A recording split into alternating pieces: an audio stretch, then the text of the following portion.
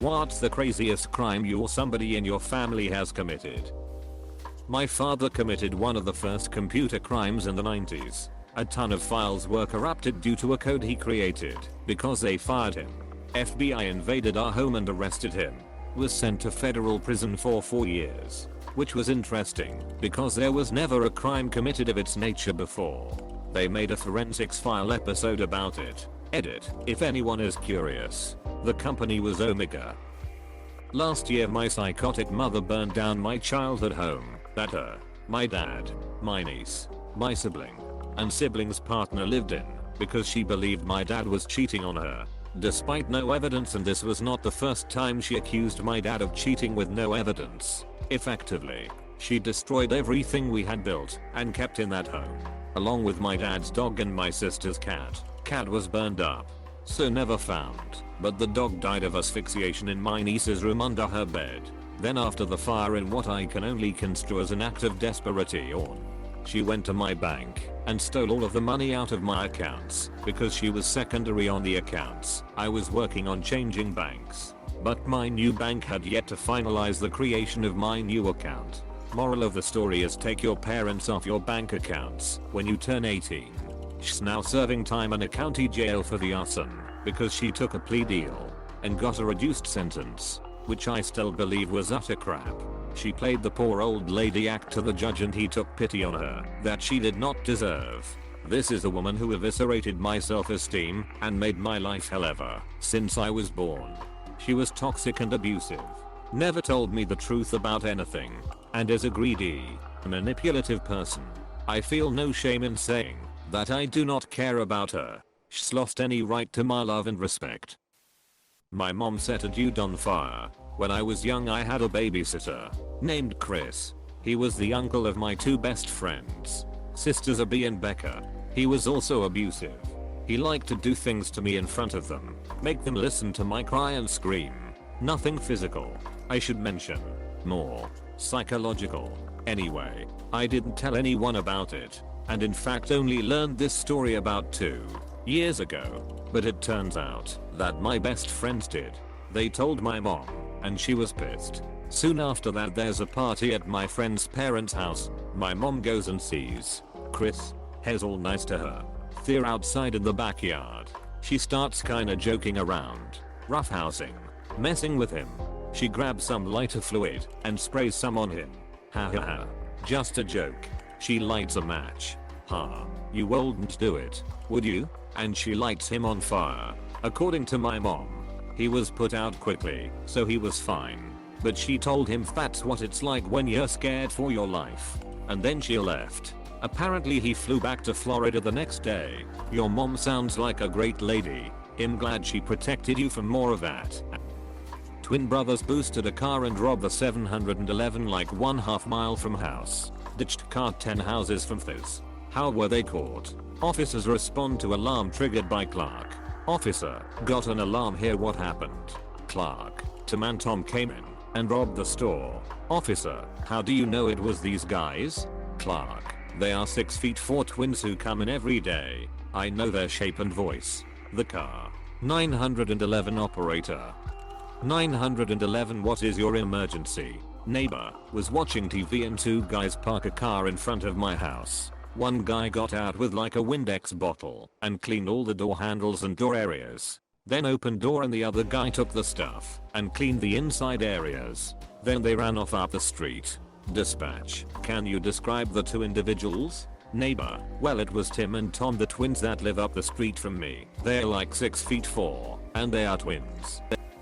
My brother got completely inebriated one night and stupidly drove home.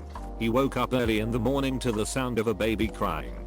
He looked around and noticed he didn't recognize the house. He quickly got up and walked outside to his car halfway in the driveway/street and still running. Got in his car and drove away as quickly as he could. Turns out it was some random house about 5 to 10 minutes away from our actual house. He never knew whose house it was and never got caught. He also slowed down his drinking after that. In college we got a new printer and printed off a bunch of fairly convincing $20 bills, roughed them up, and used them at a bunch of fast food restaurants. Didn't realize how dumb it was until years later. Back in the late 90s, two boys I lifeguarded with in the summer were arrested for making fake money. I was actually shocked because they were both good kids and seemed pretty straight. Apparently they had a whole suite setup and the FBI investigated them for a year before arresting. Neither served any time since they were 16 and no priors, and assume parents got great lawyers. One is an engineer now, no clue about the other. Step 1 after figuring out how to print fake money is to print enough for a really good attorney, I'm pretty sure. My father, when I was still very young, used a fake name and pretended to be a wedding planner for a young couple. That young couple hired him since he seemed trustworthy and is an excellent liar, giving him access to their savings for wedding supplies and such that would be needed. Instead, he stole all of the money out of their account and then ran away with it. As far as I'm aware, he was never caught and the money was never returned to them. The worst part is that the poor couple never even got their wedding and had almost nothing left afterwards. Wow, your father was a real scumbag. My wife's cousin was arrested for the manufacturing of meth 3 times and was sentenced to life. His mom and dad all cooked meth and supplied basically the entire area. The worst part is that during his last arrest he was taking the fall for his parents. They were in large part why our small sleazy little trash heap of a town was one of the top 5 for meth in the United States at the time. My dad's cousin erased all family member names from a property deed except for his father's. The paperwork had been water damaged, so there was no easy way to tell what should have been there. Family law says that he also paid off some local politicians/office workers to make the new deed stand. My grandpa wouldn't obey the train warnings. He would try and beat the train rather than wait. First time he got hit in his new convertible on the way to prom with my grandma. Had barely started on the payments and car was totaled. Luckily they were both okay. Second time was a little less reckless but still dumb. He was driving a semi and it broke down on the tracks. He kept trying to get the tractor trailer to start rather than lose his rig and load. Semi got hit by the train. Total loss and ducked up his back. My uncle stole one of those oil candles from our table at a Hard Rock cafe once. When we got outside he pulled it from his jacket with it still lit. He's dead now, but years ago my relative got in a bar fight and lost, so he went to his vehicle to get his rifle. Fortunately the police arrested him on the way into the bar, so his charges were a lot less. Still did jail time. My uncle sold Tim Allen the cocaine that got him sent to prison in the late 70s. My friend got blackout drunk and stole a bulldozer that had the keys left in it. He turned it on and obviously didn't know how to drive it, so he just ended up making the scoopy part go up and down for a bit before the cops came. They actually let him go too. Scoopy part. My sister shoplifts uncontrollably. She shoplifts everything everywhere she goes. Her daughter just turned 1 and she has stolen every bit of formula her daughter ever used. It's insane she's never been caught. My grandfather's cousin stabbed a waiter to death because he wouldn't let him use the employees only restroom in his restaurant. Is your grandfather's cousin Jack Henry Abbott? Mine is incredibly stupid, but looking back reminds me of how actually crazy the whole situation was. When I was in the 6th grade my parents, mom plus stepdad, got married and moved me to this very small, very religious, very tight-knit community. My life changed immeasurably that year and I absolutely hated my new school and all the people in it. So our morning routine was parents get up at 6, wake me at 6:30. Both parents are out the door by 6:45 and I have to catch my bus at 7:15. Well, 11-year-old me figured out that I could just not catch my bus and my parents, both working demanding jobs, would not be home until 3 hours after I usually got home, so they'd never know. The first day I skipped school was easy.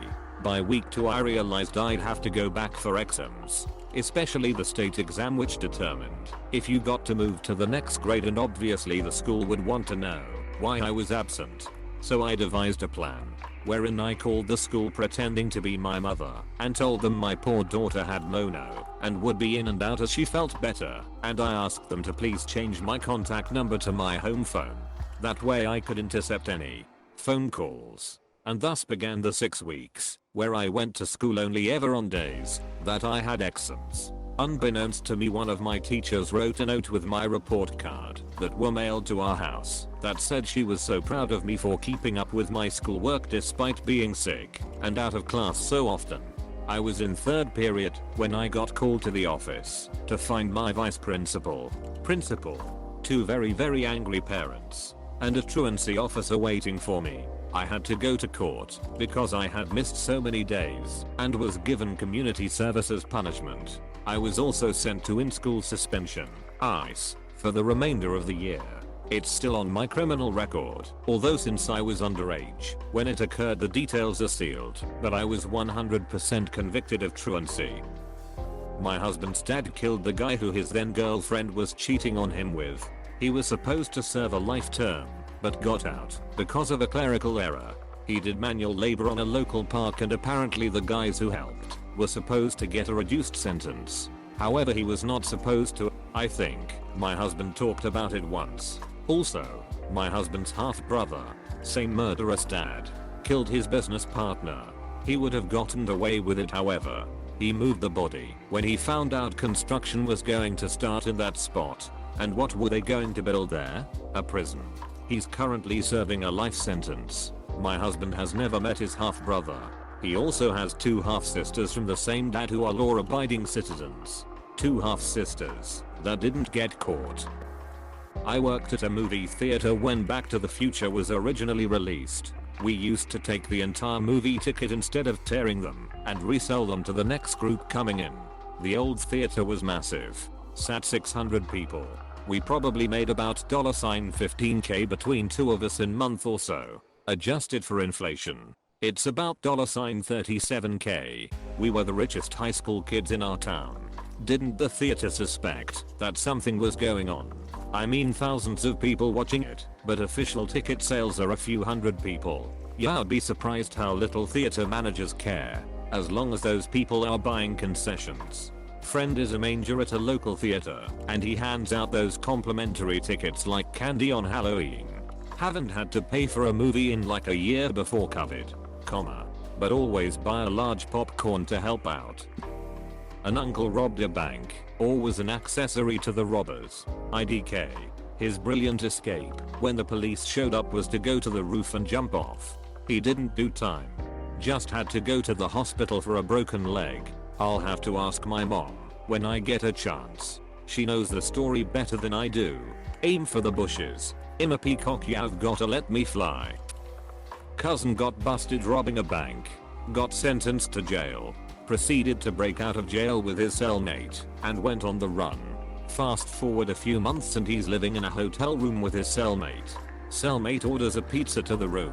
Bad idea. Delivery guy recognized them and reported them to the police. They get arrested again, and shortly after my cousin killed himself in prison. My cousin had a wife and a kid and got into a nasty coke habit. We don't bring him up anymore. My dad told me he once snuck into a tire warehouse. He cut the alarm and came in through a window on the roof and stole a bunch of tires. Not sure if it should be considered a crime, but one of my great aunts was in an abusive marriage with a war vet who took to beating her and forcing her to play Russian roulette when he drank. One night she managed to rig the gun so when he took his turn he blew his brains out. She wasn't charged. Please don't forget to like and subscribe if you enjoyed watching this video. Leave your thoughts in the comments below.